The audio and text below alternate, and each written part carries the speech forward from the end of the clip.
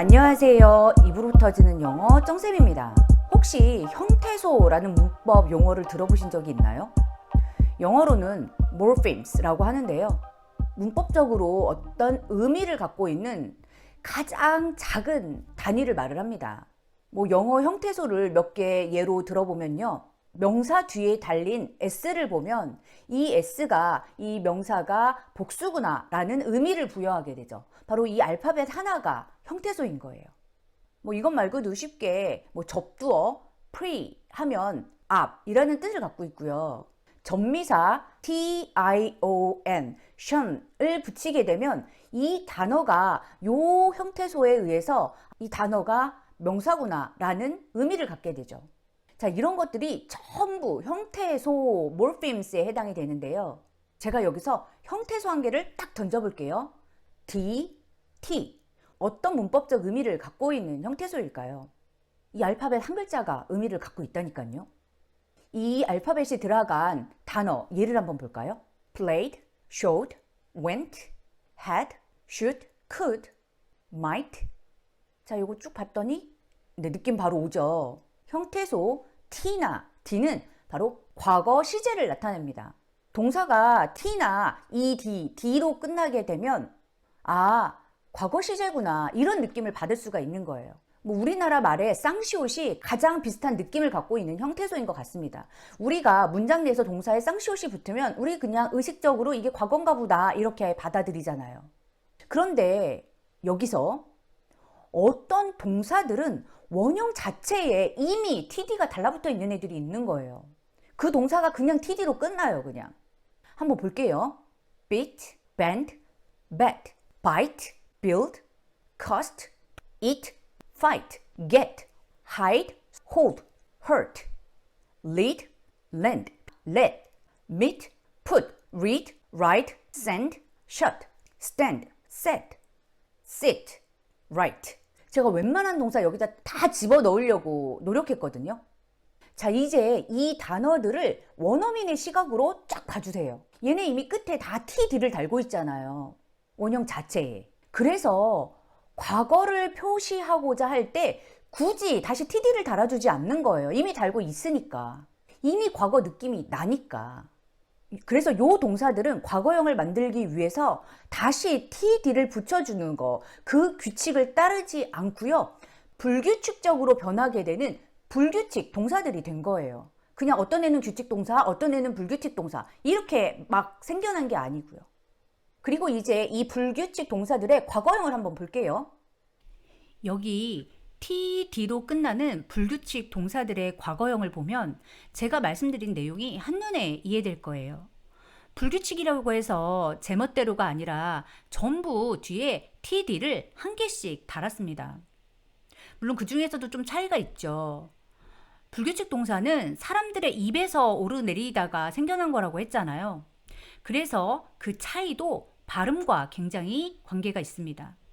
우선 여기 노란색 하이라이트로 된 애들 먼저 볼게요.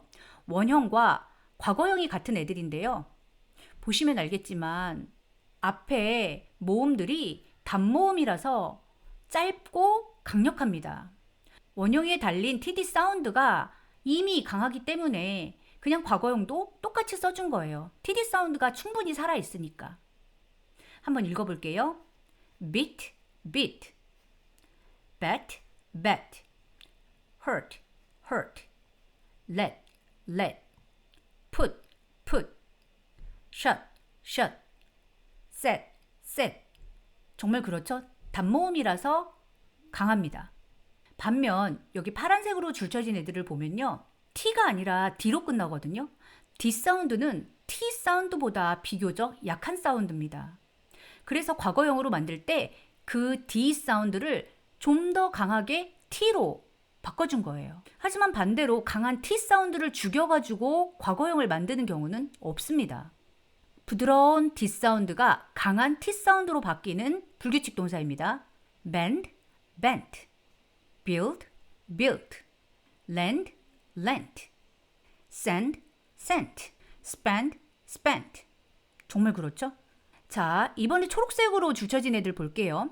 얘네들은 앞모음이 길어요. 앞모음이 길어지다 보니 TD 사운드가 죽었습니다. 그래서 과거형을 만들 때 그 길었던 모음을 줄여서 TD 사운드를 강하게 살려준 거예요. bite, bit 이런 식으로요. fight, fought, hide, hid, lead, led. read, 과거형은요. 스펠링은 똑같지만 발음이 바뀌어요.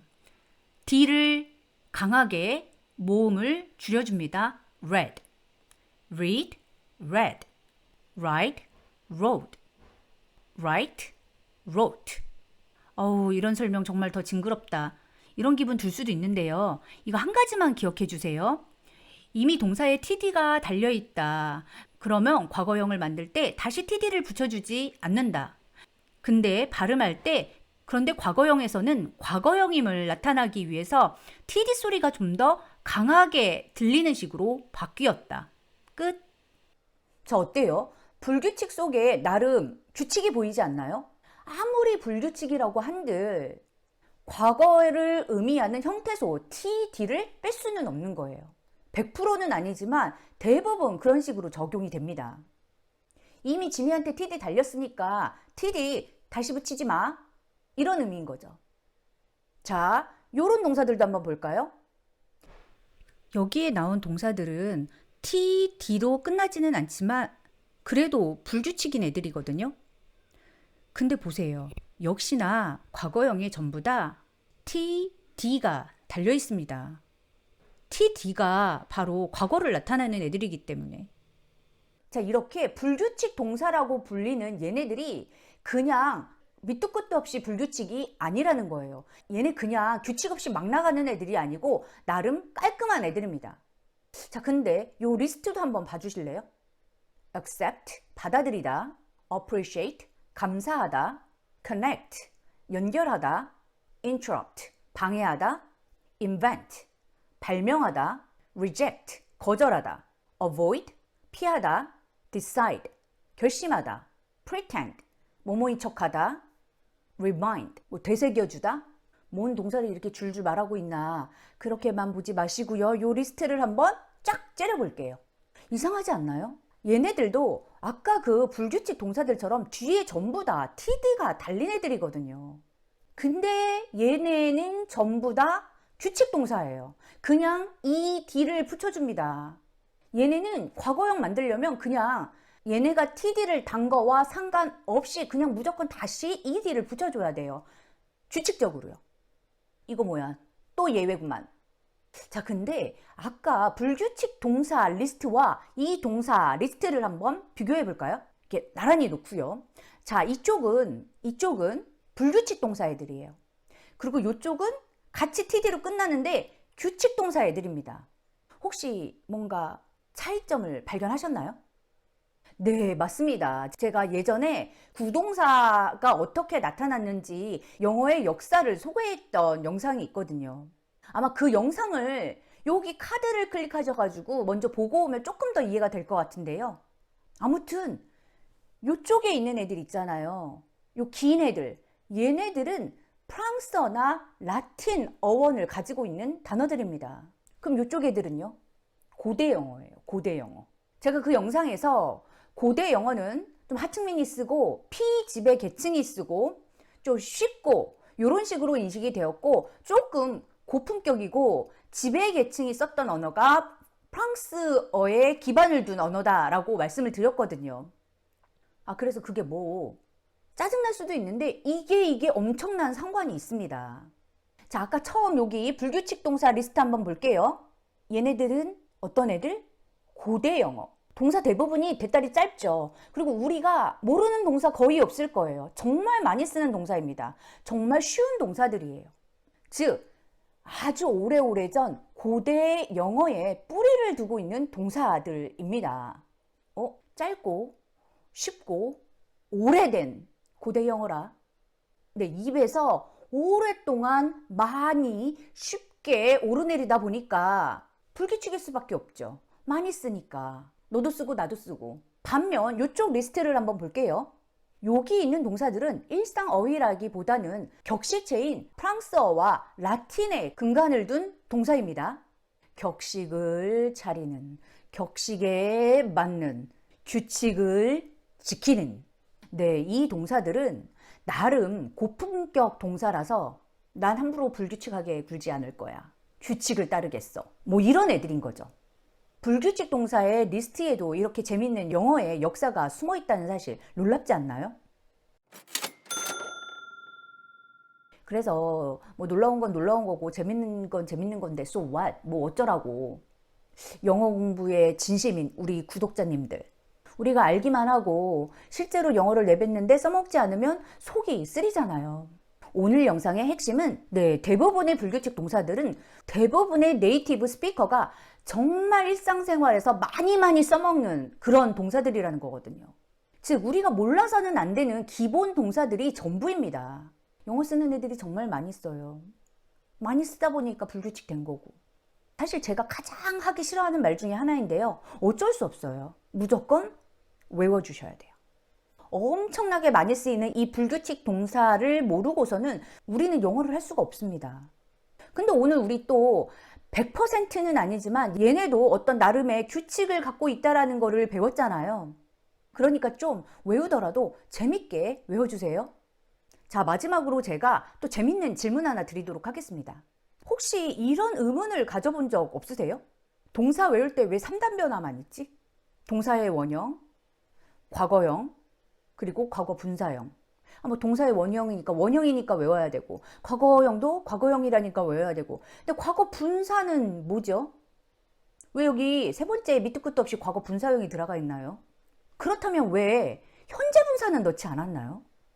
물론 우리 구독자님들께서는 이따이 질문쯤이야 하면서 현재 분사는 다 똑같이 생겼잖아요. ing 붙으면 다 그냥 현재 분사잖아요. 그러니까 외울 필요가 없잖아요. 이렇게 대답을 해주시겠죠.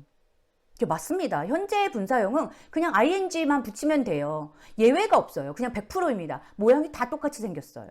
불규칙 있을 수 없어요. 그렇다면 여기서 응용 문제 한 개. 영어의 역사상 과거 분사와 현재 분사 중 어떤 게 더 일찍 먼저 등장했을까요? 네, 바로 과거 분사가 먼저 등장을 했고요. 그래서 더 오랫동안 사람들 입에 오르나리다 보니까 불규칙적으로 변화가 된 거예요, 얘네들은. 하지만 아무 변화 없이 고정된 형태를 갖고 있는 현재 분사는 또는 투부정사도 그냥 정해진 모양 한 개잖아요. 아무튼 얘네는 영어의 역사상 나중에 나타난 준동사의 형태입니다. 그러니까 얘네는 그냥 규칙적인 거예요. 그렇다면 또 우리가 영어의 역사를 예측할 수도 있지 않을까요? 언어라는 것은 유기적이라고 하잖아요. 죽어서 없어지는 단어들도 있고요. 새로 항상 단어들이 생겨난다라고 합니다. 그렇다면 앞으로 생겨나는 새로운 동사들은 전부 규칙 동사일 수밖에 없어요. 구글처럼요. 인터넷에서 정보를 찾다라는 동사로 완전히 자리 잡았거든요. 구글. 근데 과거형은 googled, 과거 분사형도 googled입니다. 새롭게 나타나는 동사들 규칙적일 수밖에 없어요. 2000년대 이후로 새로 생긴 신조어들이라고 그래요. 전부 규칙 동사입니다. 이제 불규칙 동사는 안 나올 거예요. 우리가 알고 있는 리스트 그걸로 끝. vlog, 블로그 하다, vlogged.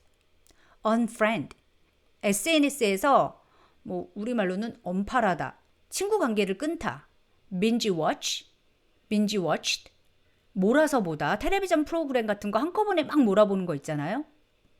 hashtag, hashtagged, tweet, tweeted, ghost. ghost는 SNS 상에서 이제 무시하다 이런 뜻인데요. 그러니까 내가 카톡으로 보는데 보고 씹는 거. 걔가 나 씹었어. He ghosted me. 오늘 이렇게 가볍게 영어 역사 플러스 좀 불규칙 동사의 중요성 이런 걸 살짝 알아봤습니다. 해놓고 나니까 별거 없는 것 같기는 하네요. 하지만 꼭 기억하실 거 불규칙 동사표 꼭 외워주세요. 제가 그런 의미에서 여기 첫 번째 고정 댓글에다가 불규칙 동사 리스트를 첨부해 놓도록 하겠습니다. 자, 다음번에 더 재밌고 의미 있고 유익한 영상으로 다시 만나요.